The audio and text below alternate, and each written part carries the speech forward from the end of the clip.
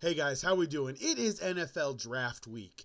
Green Bay, Wisconsin is awaiting all the hundreds of thousands, maybe it's only thousands, who knows, but the NFL Draft normally has a really big turnout, and for anybody who is an NFL fan, it would absolutely be a double bucket list to go to an NFL Draft and Lambeau Field at the same time. So I think there's going to be a packed house in Green Bay, Wisconsin. This is going to be my mock draft. I'll lay down how it's set up, lay down what I'm actually thinking with each pick, but draft week is here. Let's take a look at the mock. Here we go.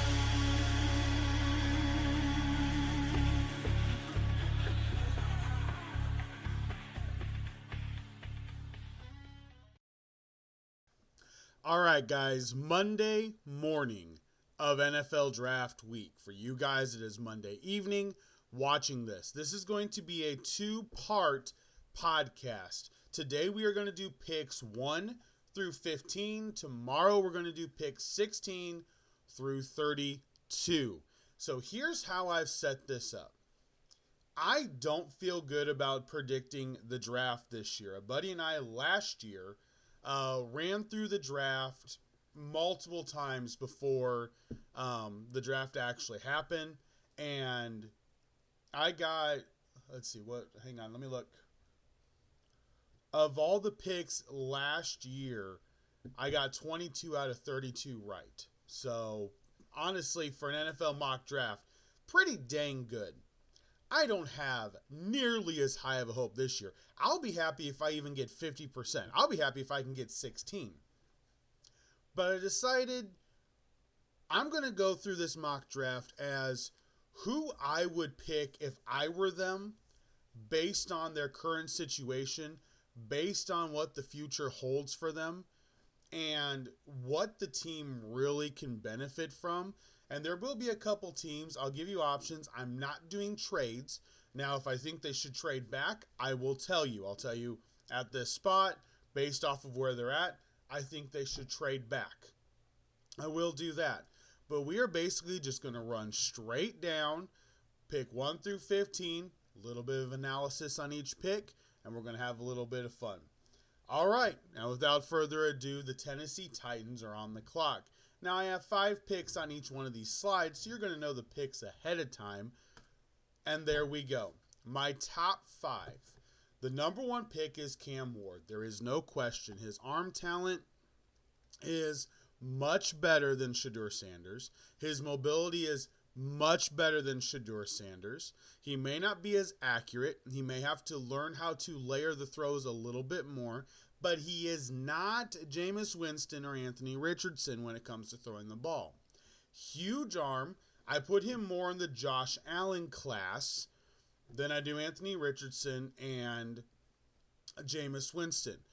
The interceptions, I don't believe will be there as much. I think he may have trouble in the deep ends, but I think the ball's going to hit the ground more often. That's where I think he may struggle the most. I think he can do the swing passes, which there's a couple quarterbacks that are horrible at them. I think he can do the swing passes, get the ball to Tony Pollard, Spears. That will be good. Cam Ward, with an offensive coordinator, a coach that is aware of what a young quarterback needs, a freshly renovated offensive line, a running game that I think will be much better this year because I think they take another running back in the second round. I love this team. I love what this team can do. So this is my 100%. Cam Ward, Tennessee Titans, it's a done deal. At pick number 2, I'm not sure what the games are, so I'm just going to go off of what they could use the most. You signed Myles Garrett long term. So now the question is, how are you going to fill out the rest of your team if you're the Cleveland Browns? For me, I would go Travis Hunter as the two-way player because of the situation they are in. It makes sense to me for the Browns to get a player that could play multiple positions. Why?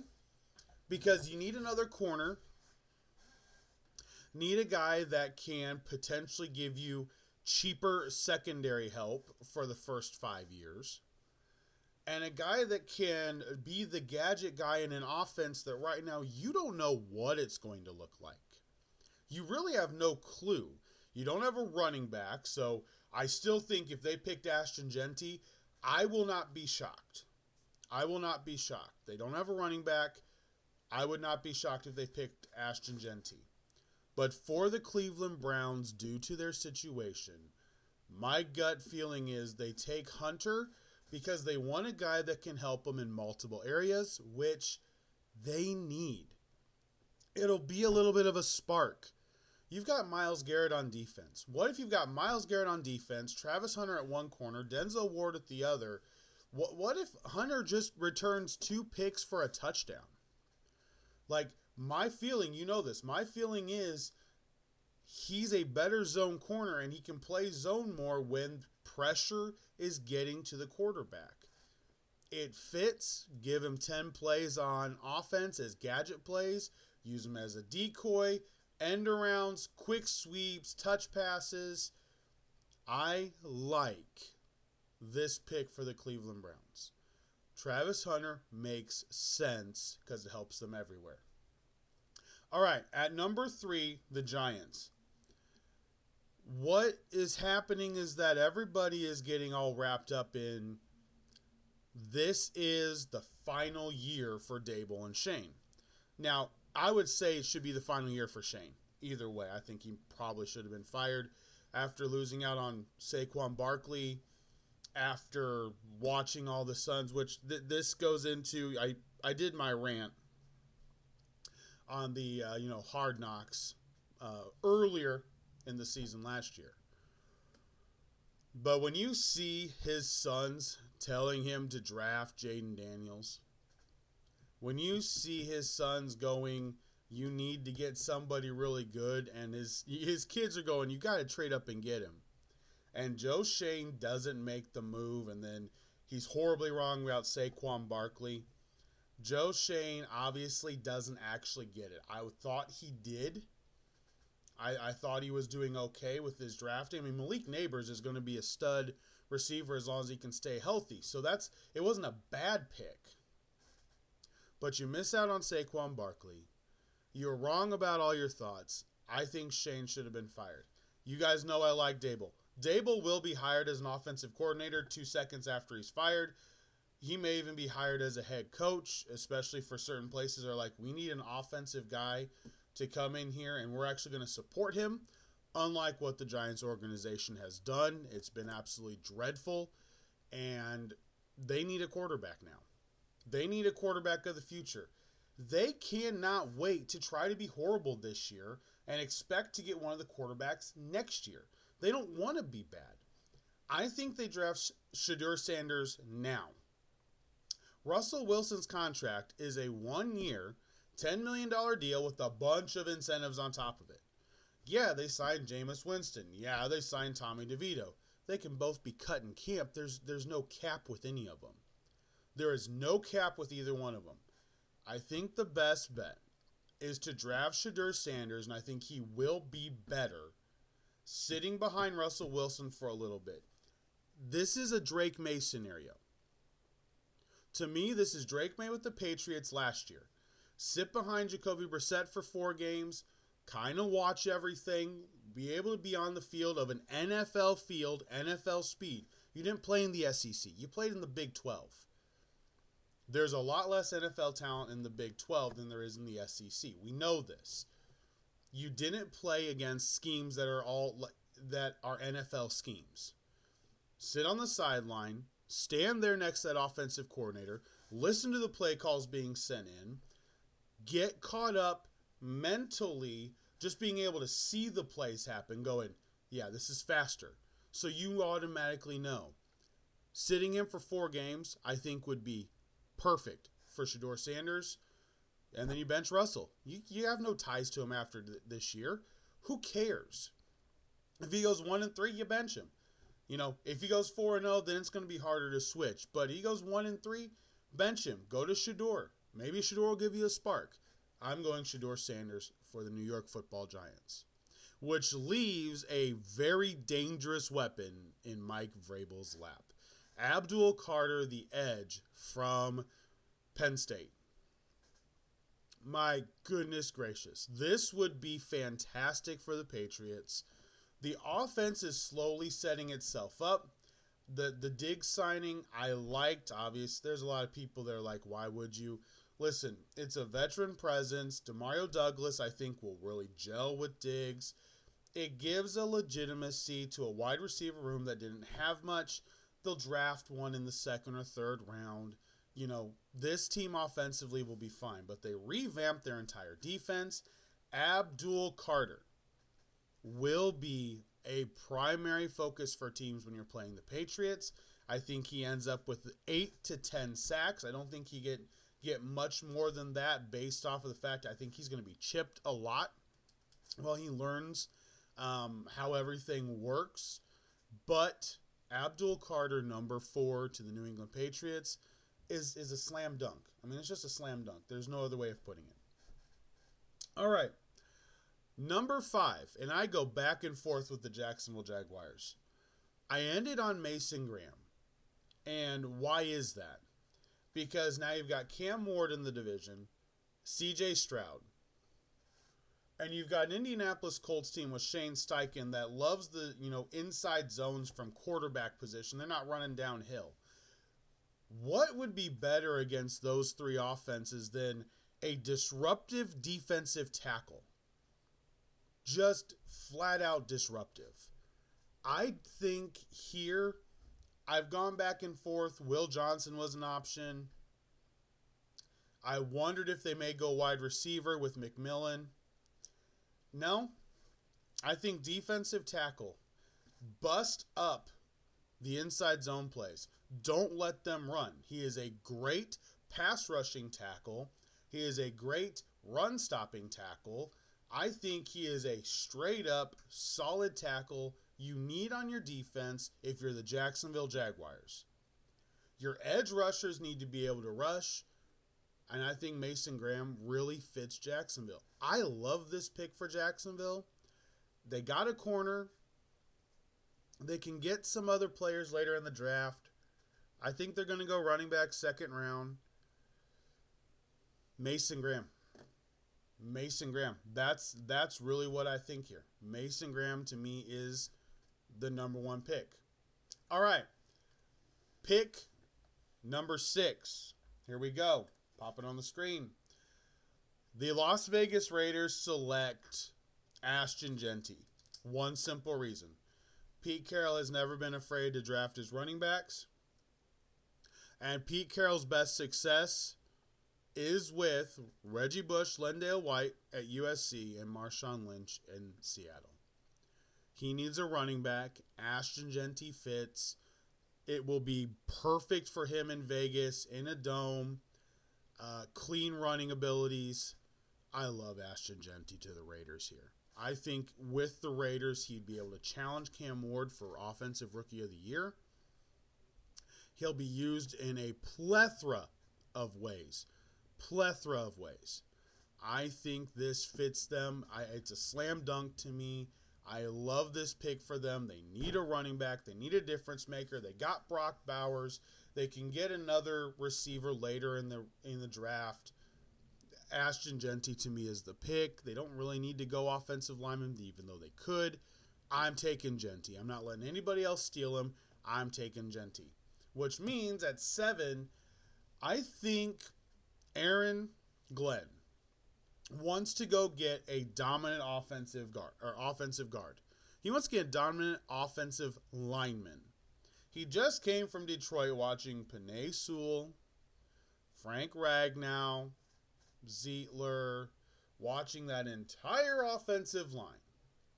He wants a mobile guy. He wants a guy that he can play around with the positions to get the right setup on that offensive line. I think this is perfect for them. Gives Justin Fields help to be able to protect him.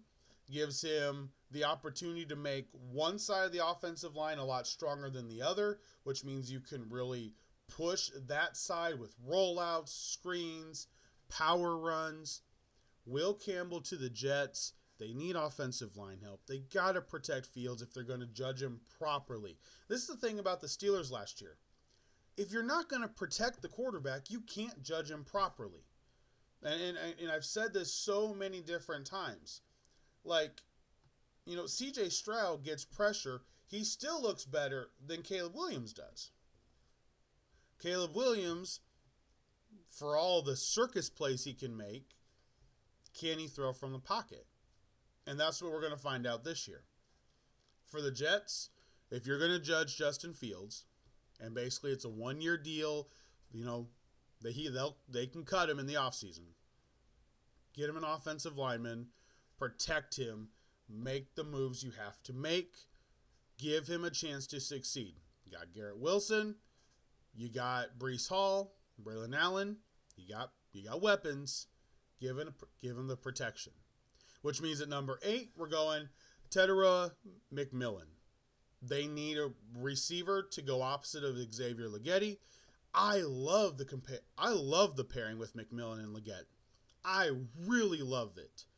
Tet and Xavier, perfect. I think it really makes Bryce Young. It puts pressure on him. It puts the pressure on him to, we've gotten you 2 receivers. You've got a decent running back room. You got a decent, not great, but decent tight end. They could easily upgrade the tight end in this draft. You got a decent tight end. If they go Sanders, you got a solid tight end. Sanders is good. They should really start Sanders. You've already spent money on the offensive line. Go get him a weapon. Go get him a weapon that can make a difference.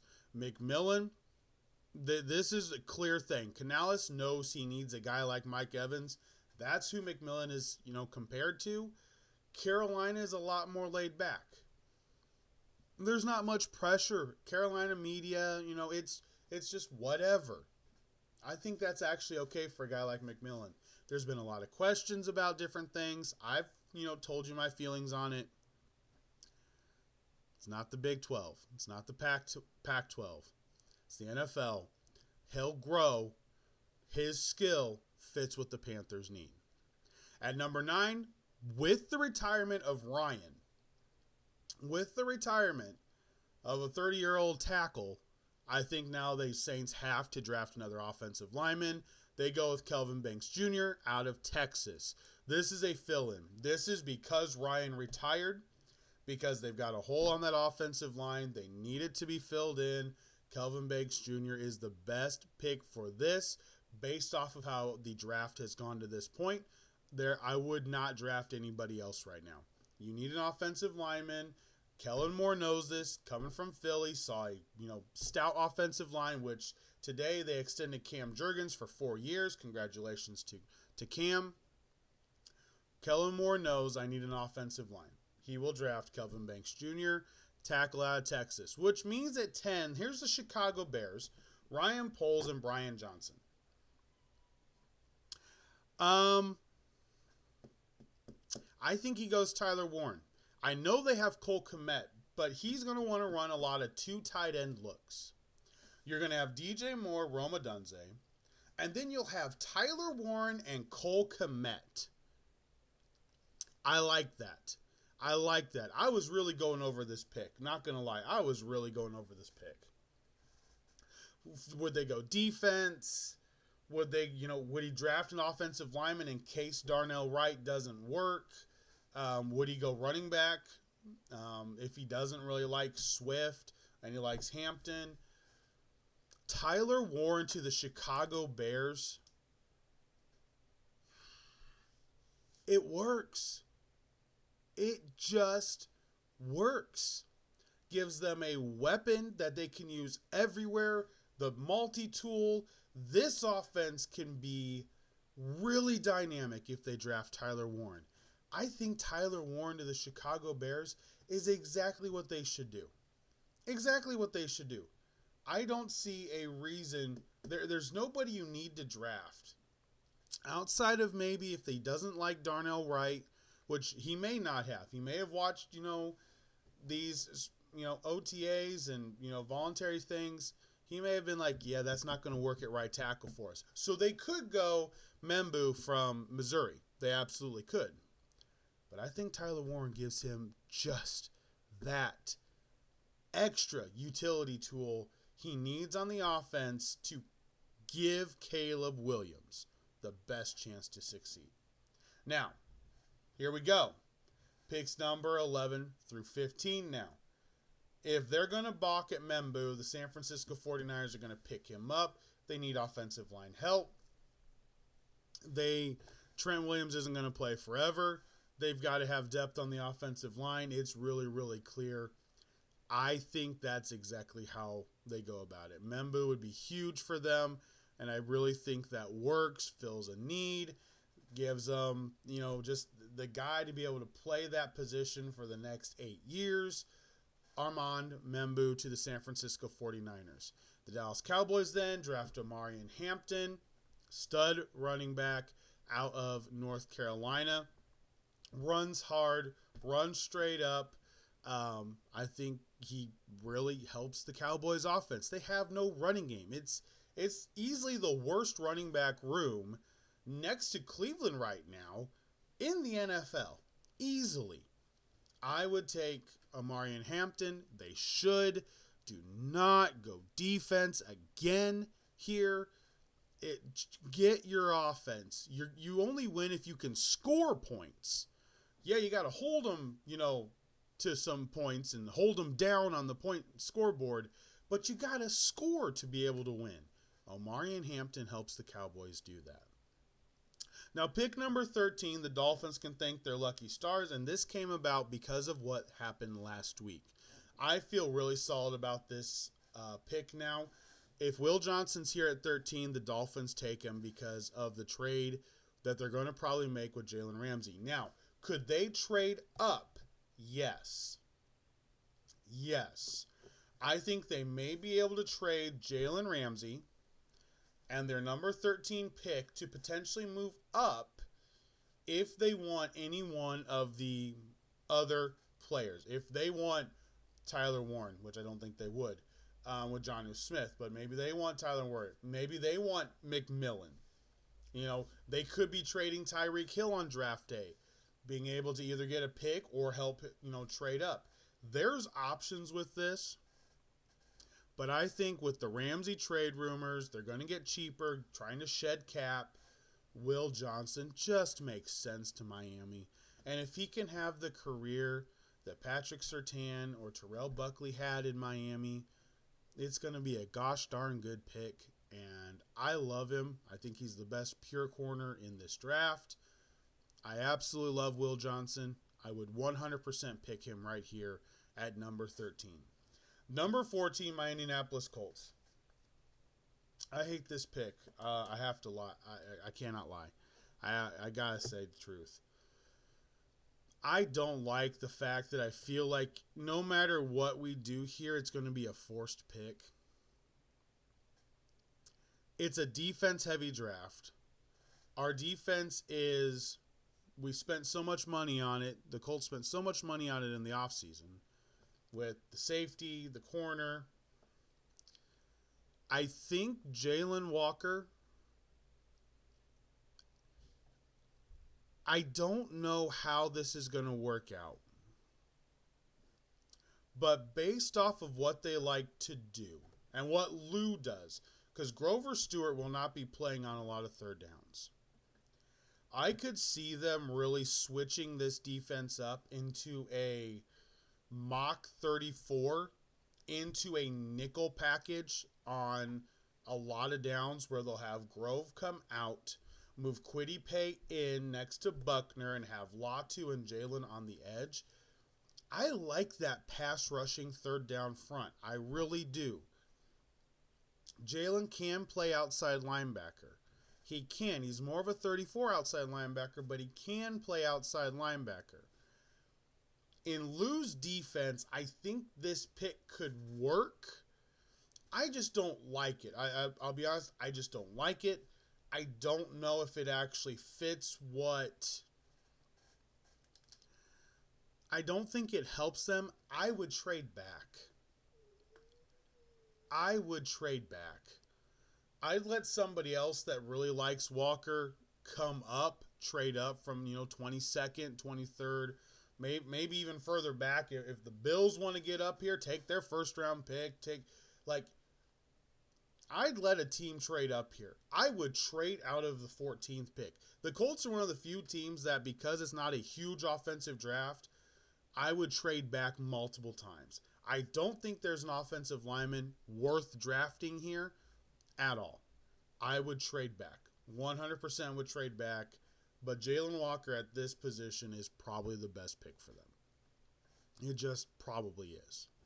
And that leaves us to number 15. Number 15, the Atlanta Falcons. The more and more I've watched film, the more and more I look at everything and watch different tapes from the combine and workouts. I actually think Shamar Stewart fits for the Falcons. A legitimate defensive end. That can stop the run and rush the passer. I actually think it really fits. I think Shamar Stewart, I hate doing this because, my best friend is a huge Falcons fan.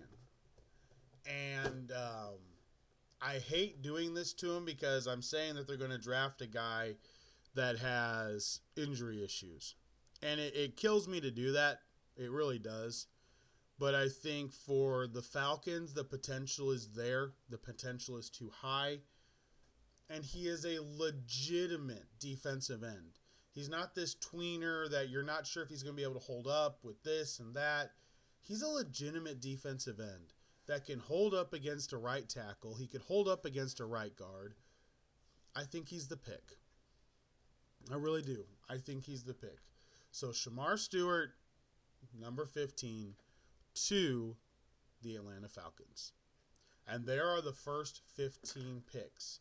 Tomorrow, we do 16 through 32. I appreciate each one of you guys hanging out. Go ahead and comment. Like I said, do I really think this is a true prediction? No. I don't feel good about anything after pick number 1. Be straight up honest. I don't feel good about anything after pick number 1. It's a complete guessing game this year because there's not clear cuts nearly as much. So for me, it's really simple. Pick who helps your team with what's going on right now. And that's what I did in this mock draft. Comment, talk, agree, disagree. We're going to find out Thursday night anyway. Like I said, if I could get 16 of 32 right, I would be thrilled. I really only think I'm going to get 10 out of 32. I think if I'm hitting 33%, I'm going to be like, yeah, it's kind of what I expected. So that's really where I'm at with this right now. I don't have any great feelings about it going the way, but this is who I would draft if I was the GMs. I appreciate you guys hanging out. Thank you so much. Hopefully Monday went well. Make it the best Tuesday you can, and we'll have part 2 tomorrow as we get closer and closer to the clock starting on the Tennessee Titans. Thank you guys so much. Make sure to like and subscribe. Have an absolutely great rest of your evening. Until next time, for Sports Talk with Hawk, I am Hawk, and I'm out. Have a great night.